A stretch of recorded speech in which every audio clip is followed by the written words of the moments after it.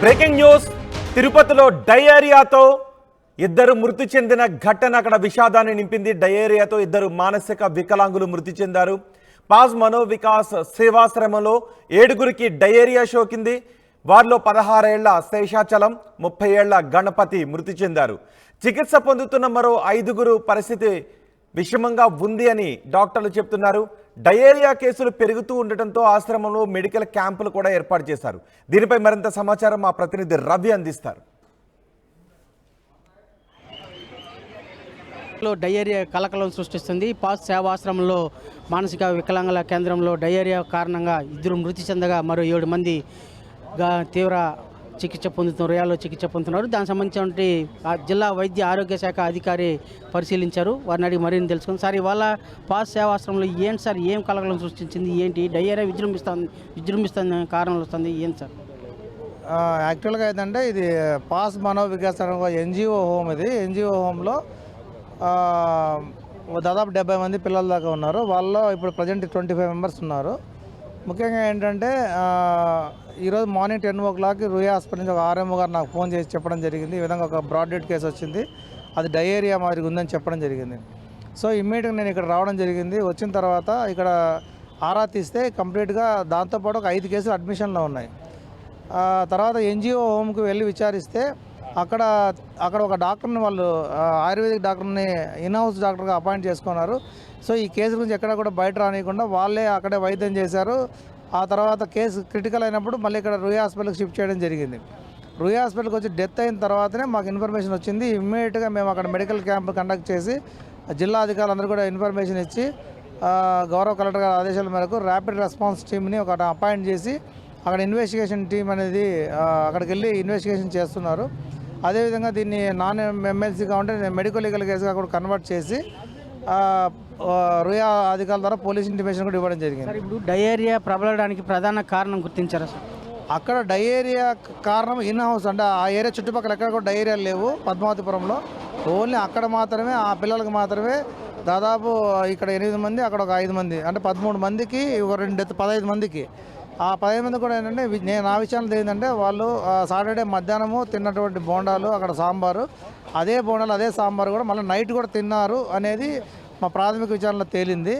ఆ తర్వాత ఇప్పుడు ఇన్వెస్టిగేషన్ టీం కూడా వాళ్ళు ఇచ్చే రిపోర్ట్ బేస్ చేసుకొని ఫర్దర్ యాక్షన్ ఉంటుంది. కంటిన్యూ ఈ కేసు అంతా కూడా తగ్గుముఖం పట్టేంత వరకు కూడా అక్కడ మెడికల్ క్యాంప్ అనేది కండక్ట్ చేస్తున్నాము. అంబులెన్స్ కూడా పెట్టుకున్నాము.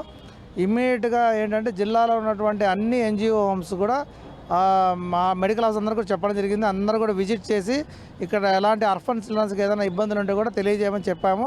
అది కూడా జిల్లాలో ఉన్నటువంటి మెడికల్ ఆఫీసర్ అందరూ కూడా ఈరోజు మొత్తం టోటల్గా ఉన్నటువంటి ఎన్జిఓ హోమ్స్ని, అర్ఫన్ సెంటర్ని కూడా కవర్ చేస్తారు. సార్, ఇప్పుడు పాస్ సేవాశ్రమంలో 2 మృతి చెందని కారణంగా వాళ్ళ మీద ఏమైనా యాక్షన్ తీసుకునే అవకాశం ఉందా?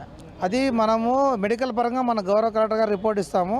మన ఆర్డీఓ గారు, ఎంఆర్ఓ గారు, అదేవిధంగా వాళ్ళ అదర్ టీమ్స్, అంటే వాళ్ళ డిజేబుల్డ్ హెచ్ఓడి ఉన్నారు, వాళ్ళ టీమ్స్ వాళ్ళంతా కూడా ఇచ్చేటువంటి రిపోర్ట్ ప్రకారము గౌరవ కలెక్టర్ గారి ఆదేశాల ప్రకారము చేయడం జరుగుతుంది. అంటే పాస్ సేవాశ్రమంలో జరిగినటువంటి ఈ డయేరియా కలకనం వల్ల తీవ్ర ఇబ్బందులు ఎదుర్కొంటున్నారు. అలాగే మానసిక విద్యార్థులు సైతం మృతి చెందారు. వారికి పరిస్థితులన్నింటినీ కూడా క్షుణ్ణంగా పరిశీలించి జిల్లా కలెక్టర్కి రిపోర్ట్ చేస్తామని చెప్పేసి జిల్లా వైద్య ఆరోగ్య శాఖ అధికారి పేర్కొన్నారు. ఆ మేరకు పూర్తి వివరాలు దర్యాప్తు చేసిన తర్వాత పాస్ సేవా సంస్థ మీద చర్యలు చేపట్టాలా లేదా అనేది కలెక్టర్ గారు నిర్ణయిస్తారని చెప్పేసి డిఎంహెచ్ఓ పేర్కొన్నారు. వీడియో జర్నలిస్ట్ మనీతో రవి, RTV. అందరికీ నమస్కారము. నేను డాక్టర్ రవి ప్రభు, రుయా హాస్పిటల్ సూపరింటెండెంట్, తిరుపతి. అయితే నిన్న రాత్రి మాకు పాస్ మనో వికాస్ స్పెషల్ స్కూల్ నుంచి, ఇది ఒక ఆర్ఫన్ సెంటరు, ఈ ఆర్ఫన్ సెంటర్లో ఫుడ్ కాంటామినేషన్ జరిగిందని, అంటే పద్మావతిపురం తిరుచానూరు రోడ్లో ఉన్న ఈ సెంటర్ ఇది. ఇందులో మెయిన్గా మానసిక వికలాంగులు అందులో ఉంటారు. అలాగే ఆర్ఫన్ సెంటర్ బేసికల్గా అది. అంటే అక్కడ కొద్దిగా ఫుడ్ కంటామినేషన్ అయిందని మేము భావిస్తున్నాము. సో అక్కడ చాలా కేసులు వాళ్ళు డయేరియా తోటి, అలాగే వామిటింగ్స్ తోటి సఫర్ అయ్యారు. అయితే మాకు నిన్న కూడా 4-5 కేసులు వచ్చాయి. ఇవాళ కూడా మళ్ళీ కేసులు ఇంకా వస్తూనే ఉన్నాయి. ఇప్పుడు ప్రస్తుతానికి అయితే మన దగ్గర ఉన్న కేసులు 8 కేసులు ఉన్నాయి. ఈ 8 కేసులు ట్రీట్మెంట్ అనేది మేము అందజేస్తున్నాము. అందులో ఒక్క కేసు మటుకు బీపీ డౌన్ అయి ఉంది. వాళ్ళకి ఆక్సిజన్ పెట్టడం జరిగింది. కొద్దిగా ఆక్సిజన్ సాచురేషన్ తక్కువ ఉంది. కానీ స్టేబుల్గానే ఉంది. ఆ పిల్లవాడికి ఏం కావాలో అనేది చూస్తున్నాము. మిగతా 7 కేసులు అయితే స్టేబుల్గానే ఉన్నాయి. ఇక్కడ మనకు వాడికి ఏం కావాలో ఇన్వెస్టిగేషన్స్, మనకి మామూలుగా ఎలక్ట్రోలైట్స్, స్టూల్ ఎగ్జామినేషను, అన్ని యాంటీబయాటిక్స్, అన్ని మందులు ఇవ్వడం జరుగుతుంది. కానీ నిన్న మటుకు ఒక పేషెంట్ రావడమే డెత్ అయి వచ్చింది. 30 ఏళ్ల పిల్ల అతను. తర్వాత అతను మనకి హిస్టరీ సరిగ్గా తెలియదు, డైరియా అని అనుకుంటున్నాము. అయితే ఇంకొక 16-year-old అబ్బాయిని మేము ఈరోజు మటుకు పొద్దున్న డెత్ అయింది. రావడమే సివియర్ డిహైడ్రేషన్లో ఆల్మోస్ట్ షాక్లో వచ్చింది. ఎంత రివైవ్ చేద్దామని ట్రై చేసినా కూడా షాక్లోకి వెళ్ళిపోయాడు 16-year-old అబ్బాయి. అతను ఎర్లీ మార్నింగ్ నుంచి సరిగా లేడు. 6:30 ప్రాంతాల్లో డెత్ డిక్లేర్ చేయడం జరిగింది. కాకపోతే ఏంటంటే ఇప్పుడు ఇంకా కేసులు ఇంకా ఎక్కువ వస్తాయేమో అని మేము అన్ని ప్రిపేర్ అయి ఉన్నాము. మేము ప్రత్యేకంగా ఒక ఐసోలేషన్ వార్డు కూడా ఇదివరకే మనము 1 week క్రితం 10 days క్రితమే ఒక ఐసోలేషన్ వార్డు, స్పెషల్ వార్డు ఏర్పాటు చేయడం జరిగింది. ఇప్పుడు ఈ సెంటర్లో కూడా ఇక్కడ ఒక 10 beds ఏర్పాటు చేశాము సివియర్గా ఉన్న వాటిని ట్రీట్ చేయడానికి. కొద్దిగా స్టేబుల్ అవ్వగానే అక్కడ ఐసోలేషన్ వార్డులో పెడతాం. అక్కడ మనం 30 beds కూడా మనం పెట్టే స్కోప్ ఉంది.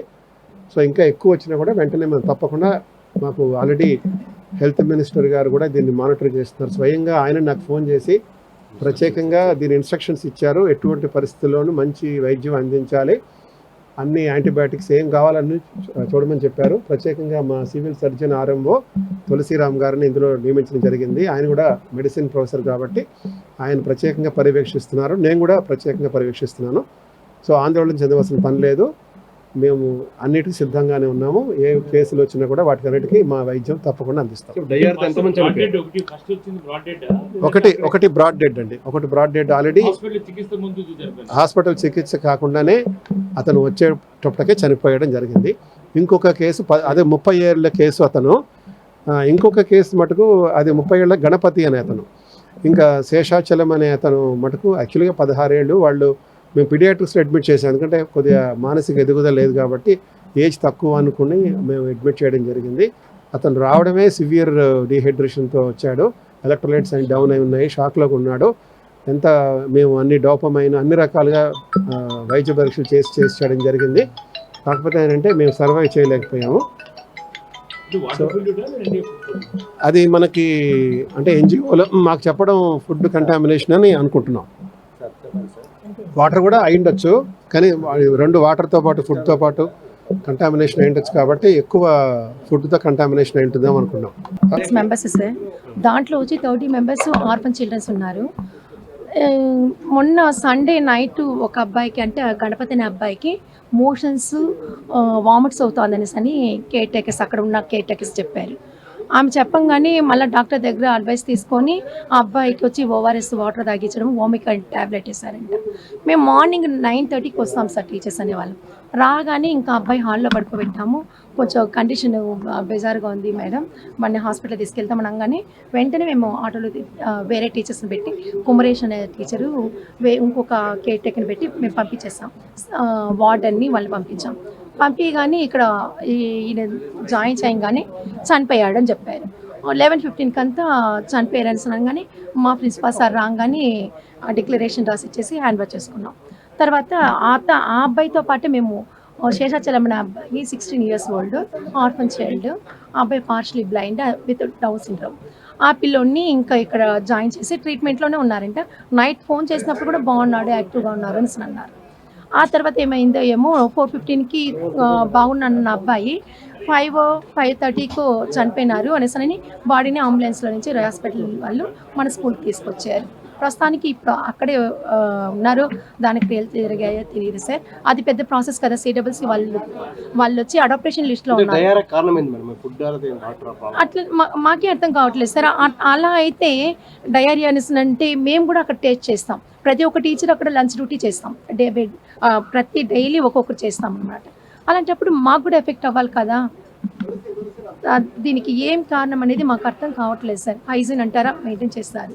తర్వాత వచ్చి ఫుడ్ మనం అక్కడే చేస్తాము, బయట ఫుడ్ అలో చేయదు. అలాంటప్పుడు ఎందుకు ఇట్లా అయిందో మాకే అర్థం కావట్లేదు సార్.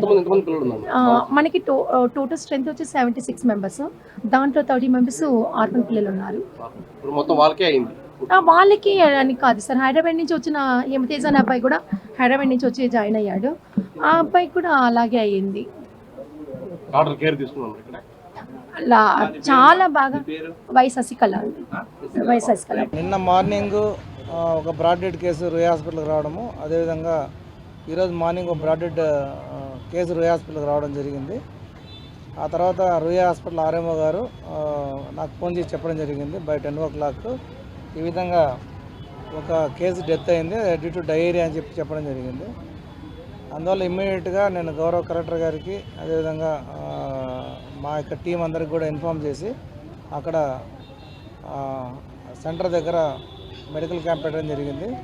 అదేవిధంగా అంబులెన్స్ కూడా ఏర్పాటు చేయడం జరిగింది. అదేవిధంగా మన డిపిఓ గారికి, ఆర్డబ్ల్యూఎస్ ఇంజనీర్కి, అదేవిధంగా మెడికల్ కాలేజ్ ప్రిన్సిపాల్ గారి ద్వారా ఒక ఇన్వెస్టిగేషన్ టీం కూడా వేయడం జరిగింది. ఆ ఇన్వెస్టిగేషన్ టీంలో SPM professor, microbiology, medicine, surgery, paediatric department అందరినీ కూడా ఒక టీమ్గా పంపించి ఎందువల్ల ఈ విధంగా జరిగిందని చెప్పి బ్రాడ్ డెడ్ కేసులు వచ్చాయని చెప్పి ఇన్వెస్టిగేషన్ జరిగింది. అక్కడ ఉన్నటువంటి కిచెన్ కానీ, అక్కడ ఉన్నటువంటి ఆయిల్ కానీ, అక్కడ ఉన్నటువంటి వాటర్ శాంపిల్స్ కానీ అన్నీ కూడా కలెక్ట్ చేసి ఫుడ్ ఇన్స్పెక్టర్ ద్వారా ఫుడ్, అదేవిధంగా వాటర్ అన్నీ కూడా కలెక్ట్ చేయడం జరిగింది. అదేవిధంగా ఇన్వెస్టిగేషన్లో ప్రైమరీగా మాకు తెలియదంటే మేము మన ఆర్డీఓ గారు జిల్లా ఆఫీసర్ విజిట్ చేసిన తర్వాత అక్కడ ఒక ఆయుర్వేదిక్ డాక్టర్ని వాళ్ళు ఇన్హౌస్ డాక్టర్గా అపాయింట్ చేసుకొని ఈ టూ డేస్ నుంచి అంటే శనివారం రాత్రి ఆదివారం పొద్దున వచ్చినటువంటి కేసులంతా కూడా వాళ్ళ ఇన్హౌస్లోనే ట్రీట్మెంట్ చేసి అక్కడ ఉన్నటువంటి ఏఎన్ఎం కానీ, ఎంఎల్హెచ్పీస్ కానీ, లేకపోతే డాక్టర్ కానీ ఇన్ఫర్మేషన్ లేకుండా వాళ్ళు మేనేజ్ చేయడం జరిగింది. ఎప్పుడైతే రూయా హాస్పిటల్కి ఒక బ్రాడ్ డెడ్ కేసు వచ్చిందో అప్పుడు మాకు వచ్చిన ఇన్ఫర్మేషన్ బేస్ చేసుకొని ఇమ్మీడియట్గా అక్కడికి వెళ్ళి విజిట్ చేసి ఈ యొక్క క్యాంప్ పెట్టడం జరిగింది. అదేవిధంగా రూయా హాస్పిటల్ ఉన్నటువంటి పేషెంట్స్ అందరూ కూడా గౌరవ ఆర్డీఓ గారి ద్వారా అంతా విజిట్ చేయడం జరిగింది. ఇక్కడ ఉన్నటువంటి పేషెంట్స్ అందరూ కూడా ప్రజెంట్ స్టేబుల్గా ఉన్నారు. అదేవిధంగా రూయా హాస్పిటల్ సూపరింటెండెంట్ గారికి గౌరవ కలెక్టర్ గారు, ఆర్డీఓ గారు ఆదేశాలు ఇచ్చారు. ఇక్కడ ఉన్నటువంటి పేషెంట్స్ అంతా కూడా జాగ్రత్తగా చూసుకోమని చెప్పి, ఇంకా ఈ మిగతా పిల్లలందరినీ కూడా ఇబ్బంది లేకుండా అక్కడ ఉన్నటువంటి ఒక 3 పిల్లలకు కొద్దిగా వామిటింగ్ సెన్సేషన్ ఉంటే ఇక్కడ షిఫ్ట్ చేయడం జరిగింది. కంటిన్యూగా ఈ యొక్క ఎందువల్ల జరిగిందని చెప్పి ఇన్వెస్టిగేషన్, అదేవిధంగా ఒక డెడ్ బాడీని కూడా పోస్ట్ మార్టంకి మన మార్చికి తరలించడం జరిగింది. ఇన్వెస్టిగేషన్ ఇచ్చే ప్రిలిమినరీ రిపోర్ట్ ప్రకారము ఫర్దర్గా ఎలా యాక్షన్ ప్లాన్ చేయడం జరుగుతుంది. ఇప్పుడు మనకు చెన్నూరు హాస్టల్లో వచ్చిన తర్వాత 17 కేసులు, తర్వాత బిఎన్ కంట్రీలో జాతర తర్వాత ఒక 11 కేసులు రావడం జరిగింది. అక్కడ కంటిన్యూగా మెడికల్ క్యాంపులు పెట్టి మొత్తం డయేరియా మొత్తం కంట్రోల్ చేయడం జరిగింది. తర్వాత గౌరవ కలెక్టర్ గారి ఆదేశాల మేరకు జిల్లా అంతా కూడా ఒక్కసారిగా డ్రైవ్ చేసి అన్ని మినరల్ వాటర్ ప్లాంట్స్ కానీ, లేకపోతే ఎక్కడ ట్యాంక్స్ కానీ, ఓవర్ హెడ్ ట్యాంక్స్ కానీ అన్నీ కూడా డిపిఓ గారు, ఎస్సీఆర్డబ్ల్యూఎస్, డిఈఓ గారు జిల్లా మొత్తం ఒక టీమ్గా ఏర్పడి ఒకే రోజు 26వ తారీఖు డ్రైవ్ చేయడం జరిగింది. ఆ తర్వాత ఎక్కడ కూడా బయట అవుట్ బ్రేక్స్ అనేది కానీ డయేరియా కేసులు ఎక్కడ రాలేదు. ఇది ఇన్హౌస్గా ఒక ఆర్గనైజేషన్లో ఒక ఇన్స్టిట్యూట్లో బయటికి రాకుండా కేసెస్ చెప్పకుండా చేయడం వల్ల జరిగింది. ఇప్పటి నుంచి కూడా ప్రతి ఒక్క అర్బన్ సెంటర్ని, ప్రతి ఒక్క ఎన్జిఓ హోమ్ని, ప్రతి దగ్గర కూడా మా డాక్టర్స్ అందరు టీం అందరూ కూడా పంపించి, అదేవిధంగా ఈ యొక్క డిజేబుల్డ్ వెల్ఫేర్ ఆఫీసర్, జిల్లా ఆఫీసర్తో కూడా మాట్లాడి ఇంకెక్కడ కూడా ఇటువంటి ఇన్సిడెంట్లు జరగకుండా ప్రతి ఒక్క ఎన్జిఓ హోమ్ కూడా విజిట్ చేయడం జరుగుతుంది.